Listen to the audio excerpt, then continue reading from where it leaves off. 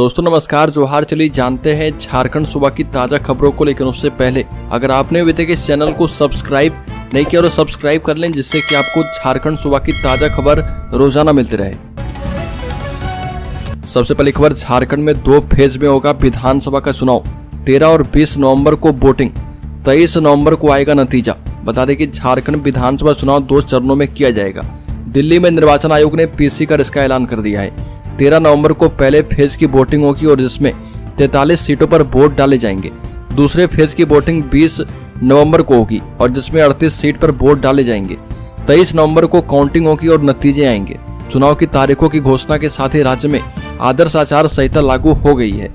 झारखंड विधानसभा की 81 सीटों पर वोटिंग होगी और इनमें से 44 सीट जनरल, 28 एसटी सीट और 9 एससी सीट है। अगली खबर, झारखंड के 4 जिले में बारिश के आसार। बता दें कि झारखंड में हल्की ठंड की शुरुआत हो चुकी है। सुबह और देर शाम ठंड महसूस होने लगी है। मौसम साफ है पर अभी भी बारिश के आसार हैं। मौसम विभाग ने कहा कि राज्य के दक्षिणी हिस्से में बारिश हो सकती है। बारिश के दायरे में पूर्वी सिंहभूम, पश्चिमी सिंहभूम, सरायकेला, खरसावां और सिमडेगा जिला आ रहा। बंगाल की खाड़ी में फिर से निम्न दबाव का क्षेत्र बन गया है और इसका असर झारखंड पर भी पड़ा है। इसी का असर अगले कुछ दिनों तक देखने को मिलेगा। अगली खबर, चक्रधरपुर में ट्रेन से कटकर हाथी की मौत। बंडा मुंडा के एक केबिन और आर के बीच की घटना। पश्चिमी सिंहभूम के चक्रधरपुर रेल मंडल के बंडा मुंडा में ट्रेन से कटकर बच्चे हाथी की मौत हो गई। हावड़ा मुंबई मुख्य रेलवे लाइन के बंडा मुंडा रेलखंड के एक केबिन और आर केबिन के बीच एक घटना घटित हुई जब 27 जंगली हाथियों का झुंड यहां से कुदूर बहाल जंगल से उतरकर बंडा मुंडा के पोखरा बहाल की ओर जाने के लिए रेलवे ट्रैक को पार कर रहा था। इस दौरान यहां से गुजर रही मालगाड़ी के चपेट में हाथियों का झुंड आ गया, जिसमें एक हाथी के बच्चे की मौत हो गई। घटना के बाद मौके पर अफरा तफरी मच गई और हाथी के बच्चे की मौत के बाद अन्य हाथियों का झुंड रेलवे ट्रैक पर घंटों बैठा रहा। अगली खबर, पलामू में धारदार हथियार से युवक की हत्या। मर्डर के पीछे जमीन विवाद और पैसे के लेन देन की चर्चा। 4 घंटे बाद उठाई गई बॉडी। पलामू जिले के सतबरवा थाना क्षेत्र अंतर्गत खामडी के पुरनाडीह में एक युवक की सोए अवस्था में तेज धारदार हथियार से वार कर हत्या कर दी गई। घटना की सूचना मिलने पर परिजन एवं स्थानीय लोगों ने पुलिस के वरीय अधिकारियों को मौके पर आने और खोजी कुत्ता से जांच करने की मांग की और इसको लेकर 4 घंटे तक डेड बॉडी को उठने नहीं दिया। हालांकि बाद में थाना प्रभारी अंचित कुमार के समझाने पर लोगों का आक्रोश शांत हुआ और पुलिस डेड बॉडी को कब्जे में लेकर पोस्टमार्टम के लिए MRMCH मेदिनीनगर में भेजा गया है। युवक की पहचान इसी टोले के निवासी 24 वर्षीय सकेंद्र साव पिता सरेश साव के रूप में की गई है और घटना के पीछे जमीन विवाद बताई जाती है। अगली खबर, खेल खेल में बच्चियों ने पीली कीटनाशक। सिमडेगा सदर अस्पताल में 2 की मौत, एक की हालत गंभीर। बता दें कि सिमडेगा के जलडेगा थाना क्षेत्र में 3 नाबालिग मासूम बच्चियों ने मक्खी मारने की दवा धोखे से खा ली और जिसके बाद 2 की सिमडेगा सदर अस्पताल में इलाज के दौरान मौत हो गई। मृत बच्चों की पहचान जलडेगा निवासी अनिल लुगुन की 4 वर्षीय पुत्री याचना लुगुन और प्रमोद तोपनो की 5 साल की बेटी सृष्टि तोपनो के रूप में की गई है। तीसरी बच्ची सृष्टि लोमगा, पिता जोसेफ लोमगा, जिसका इलाज चल रहा। अगली खबर, झारखंड चुनाव की तारीखों का ऐलान। धनबाद जिले की 6 सीटों पर इस दिन डाले जाएंगे वोट। बता दें कि धनबाद विधानसभा सीट पर 20 नवंबर को वोट डाले जाएंगे। धनबाद जिले के अंतर्गत 6 विधानसभा सीटें आती है, जिसमें धनबाद, झरिया, सिंदरी, बाघमारा, टुंडी, निरसा शामिल है। निर्वाचन आयोग के मुताबिक धनबाद के साथ ही झरिया, टुंडी, बाघमारा, सिंदरी और निरसा विधानसभा सीटों पर भी 20 नवंबर को ही मतदान किया जाएगा। अगली खबर, 19वीं राज्य झारखंड पुलिस ड्यूटी मीट शुरू। गृह सचिव और डीजीपी ने पुलिस ड्यूटी मीट का किया उद्घाटन। बता दें कि 19वीं झारखंड राज्य पुलिस ड्यूटी मीट का आगाज किया गया है। पुलिस ड्यूटी मीट के दौरान राज्य भर की 8 टीमों में शामिल 80 से ज्यादा पुलिसकर्मी के बीच मुकाबला होगा। जयपुर परिसर राज्य में 18 अक्टूबर तक चलने वाले इस कार्यक्रम में कई प्रतियोगिताओं को शामिल किया गया है। पुलिस ड्यूटी मीट का उद्घाटन झारखंड सरकार के गृह सचिव और डीजीपी ने किया है।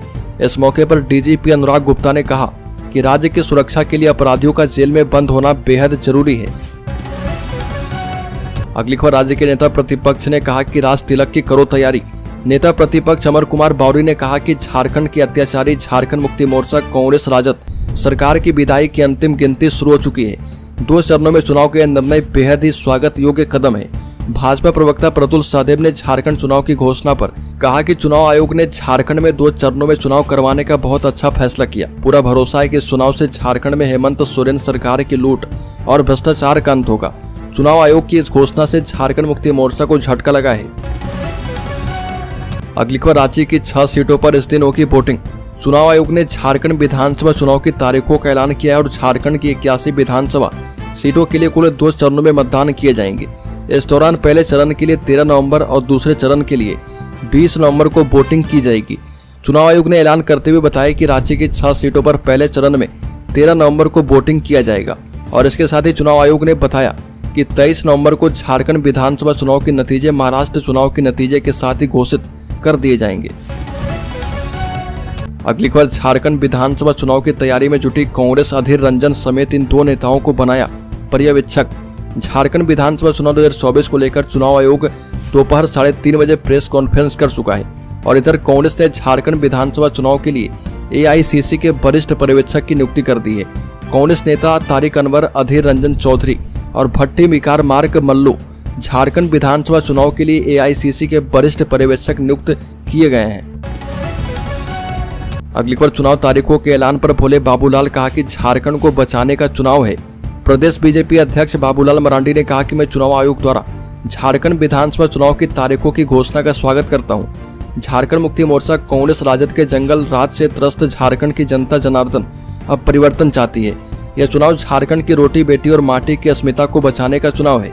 यह चुनाव आदिवासी समाज के अस्तित्व को घुसपैठियों से बचाने का चुनाव है। यह चुनाव युवा साथियों को नौकरी, रोजगार और न्याय दिलाने का चुनाव है।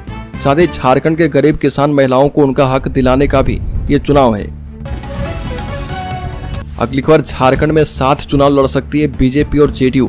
JP नड्डा से मिले ललन सिंह और संजय झा। झारखंड में बीजेपी और जदयू साथ में चुनाव लड़ सकती है। सूत्रों के मुताबिक जदयू के कार्यकारी अध्यक्ष संजय झा और केंद्रीय मंत्री ललन सिंह ने बीजेपी अध्यक्ष JP नड्डा से मुलाकात की और इस मुलाकात में सीट शेयरिंग पर बात होने की जानकारी सामने आई है। अभी तक इसकी आधिकारिक पुष्टि नहीं हो पाई है। बता दें कि 81 विधानसभा सीटों वाली झारखंड विधानसभा का कार्यकाल 5 जनवरी 2025 को खत्म हो रहा और झारखंड के विधानसभा चुनाव की तारीखों का ऐलान हो चुका है। अगली खबर, विधानसभा चुनाव की तारीखों के ऐलान पर भड़की कांग्रेस। बता दें कि कांग्रेस नेता सुबोध कांत साय ने कहा कि महाराष्ट्र में 1 चरण में चुनाव है, झारखंड में भी 1 चरण में चुनाव हो सकता था। झारखंड में 2 चरण में चुनाव करके हमारे हाथ पैर बांधने का काम किया गया। कांग्रेस की तैयारी अच्छी है। 20 अक्टूबर तक गठबंधन की सीटों का बंटवारा हो जाना चाहिए और इसके बाद एक साथ कैंपेन का काम शुरू किया जाएगा। झारखंड के पूर्व कांग्रेस प्रमुख राजेश ठाकुर ने कहा कि 2019 के चुनाव से 1 महीने पहले 2024 में चुनाव हो रहे और हम पूरी तरह से तैयार हैं। अगली खबर, मैया सम्मान योजना पर झारखंड में सियासत तेज। भाजपा ने राशि बढ़ाने पर कसा तंज। झारखंड मुक्ति मोर्चा ने भी किया तीखा पलटवार। सत्तारूढ़ झारखंड मुक्ति मोर्चा के महासचिव विनोद पांडे ने मैया सम्मान राशि बढ़ाने पर भाजपा के आरोपों पर प्रतिक्रिया देते हुए कहा कि भाजपा ने देश के किसी राज्य में किसी महिला को किसी योजना में 2100 रुपये नहीं दिए हैं। झारखंड में बिना खाता, पैसे और जानकारी के कोई फर्जी फॉर्म भी भरवा दिया और लोग उसे कमल चिट फंड स्कैम का नाम दे रहे। यह भी कहा कि हेमंत सरकार ने लाखों बहनों को रक्षाबंधन, करम पूजा और नवरात्रि में मैया सम्मान की 3 किस्त दी है और छठ पूजा के दौरान 4थी किस्त भी दी जाएगी और उसके बाद दिसंबर से 2500 रुपये का सम्मान महिलाओं को मिलेगा। अगली खबर, झारखंड के जूनियर डॉक्टर्स की भूख हड़ताल खत्म। बता दें कि कोलकाता की घटना को लेकर जहां एक तरफ कोलकाता में डॉक्टरों का आंदोलन 2 महीने से जारी है, वहीं करीब 200 घंटे से सभी डॉक्टर भूख हड़ताल पर हैं और वहीं अब इस आंदोलन ने जोर पकड़ लिया है। मंगलवार से IMA, JDN और FIM के आह्वान पर डॉक्टरों ने राष्ट्रव्यापी आंदोलन की शुरुआत की है और इस आंदोलन का समर्थन रिम्स के जूनियर डॉक्टर ने भी किया। बता दें कि लेकिन JDA रिम्स ने झारखंड में घोषित होने वाले आदर्श आचार संहिता को लेकर आंदोलन को वापस ले लिया और इससे पहले भूख हड़ताल की वजह से रिम्स की तमाम OPD और OT सेवाएं बंद थी, जिसे अब बहाल कर दिया गया है। हालांकि जूनियर डॉक्टरों ने आपातकालीन सेवाएं पहले भी बहाल रखने का निर्णय किया था। अगली खबर, राजधानी रांची को मिल गए 4 और भी नए थाने। विधानसभा चुनाव से पहले हेमंत सरकार का बड़ा फैसला। राज्य सरकार ने राज्य में यातायात व्यवस्था को सुगम बनाने के लिए 4 और भी यातायात थाने का सृजन किया है। इन 4 थानों में पंडरा, खेलगांव, डेली मार्केट एवं डोरंडा यातायात थाना शामिल है। रांची में पहले से 4 यातायात थाने लालपुर, गोंदा, कोतवाली एवं जगन्नाथपुर में कार्य कर रहे। नए थानों से लोगों को काफी सुविधा मिलेगी और इस प्रकार रांची में यातायात थानों की संख्या 8 हो गई है। गृह कारा एवं आपदा प्रबंधन विभाग ने इससे संबंधित अधिसूचना जारी कर दी है। अगली खबर, भाजपा में शामिल होने का दबाव, ईडी रेड के बाद झारखंड के मंत्री ने कही बड़ी बात। झारखंड के पेयजल एवं स्वच्छता मंत्री मिथिलेश ठाकुर ने प्रवर्तन निदेशालय के रेड पर अपनी प्रतिक्रिया दी और कहा कि ईडी की छापेमारी नहीं बल्कि राजनीतिक छापेमारी है और ऐसी कार्रवाई को लेकर हम अभ्यस्त हो चुके हैं। जब ये लोग जनता की कोर्ट में फेल हो गए तो इस तरह से केंद्रीय एजेंसी को लगाया जा रहा। मंत्री मिथिलेश ठाकुर ने कहा कि उन पर भारतीय जनता पार्टी में शामिल होने के लिए लंबे समय से दबाव चल रहा और ये भी कहा कि दबाव की राजनीति नहीं करेंगे, झारखंड की जनता के साथ किसी भी तरह का छल और धोखा नहीं होने देंगे।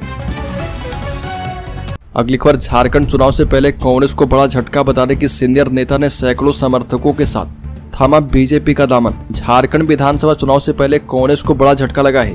कांग्रेस नेता मंजू कुमारी, बीजेपी के प्रदेश अध्यक्ष बाबूलाल मरांडी, असम के सीएम और झारखंड विधानसभा चुनाव के सह प्रभारी हेमंता बिश्व शर्मा की मौजूदगी में बीजेपी में शामिल हो गई और मंजू के साथ उनके पिता पूर्व विधायक सुकर रविदास भी सैकड़ों समर्थकों के साथ बीजेपी में शामिल हुए। बाबूलाल मरांडी और हेमंता बिश्व शर्मा ने मंजू कुमारी का पार्टी में स्वागत किया है। अगली खबर, झारखंड के शेयर होल्डर्स इन्वेस्टर्स के लिए बड़ी खबर, सेंसेक्स 152 अंक गिरकर 81,820 के स्तर पर बंद। शेयर बाजार में 15 अक्टूबर को गिरावट देखने को मिली है। सेंसेक्स 152 अंक की गिरावट के साथ 81,820 के स्तर पर बंद हुआ और निफ्टी में भी 70 अंक की गिरावट दर्ज की गई और ये 25,057 के स्तर पर बंद हुआ। मेटल, ऑटो और बैंकिंग शेयर्स में ज्यादा गिरावट देखने को मिली है। वहीं एनर्जी और एफएमसीजी शेयर्स में तेजी रही। सेंसेक्स के 30 शेयरों में से 21 में तेजी और 9 में गिरावट दर्ज की गई है।